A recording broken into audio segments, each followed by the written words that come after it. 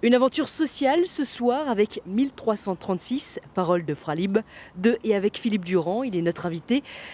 Philippe Durand, 1336, c'est une marque de thé, c'est aussi la durée d'un combat. 1336 jours de grève, les jours que l'on compte, les jours que doivent impérativement tenir les ouvriers. Un combat qui se passe à Gémenos, tout près de Marseille, mené donc par des hommes et des femmes.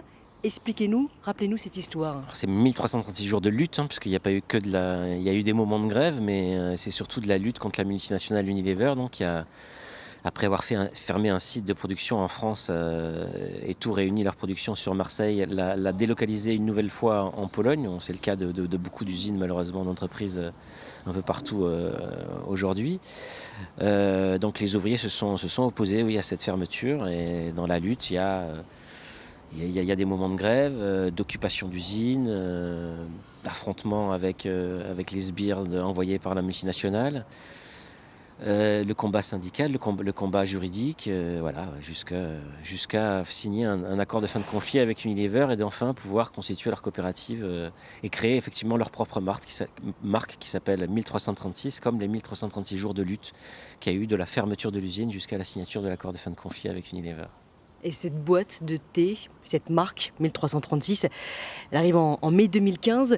C'est en 2015 aussi que vous rencontrez ces ouvriers. C'est à ce moment-là que débute votre travail. Je, Même je, si en amont, je me doute. je commence en train avec eux juste après la victoire. Je termine les interviews juste avant le lancement de la marque.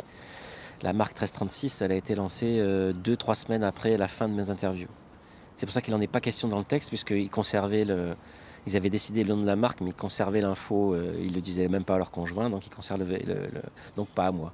Vous êtes parti les rencontrer, de nombreuses interviews. Comment on digère ça quand après on fait votre spectacle, un spectacle de théâtre?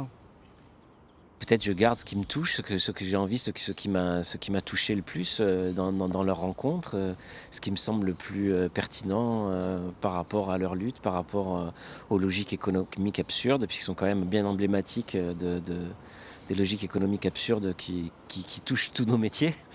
Vous mettez en avant cette alternative, cette Ouais. lutte victorieuse. Quelle forme prend votre spectacle sur scène? C'est un dispositif très simple. Je n'ai pas voulu. Donc j'ai conservé les paroles brutes des ouvriers et je n'ai pas voulu m'amuser à faire croire aux spectateurs que je suis eux, donc à vraiment les incarner. Donc le dispositif, je suis à une table, j'ai le texte des interviews, celui que que j'ai monté.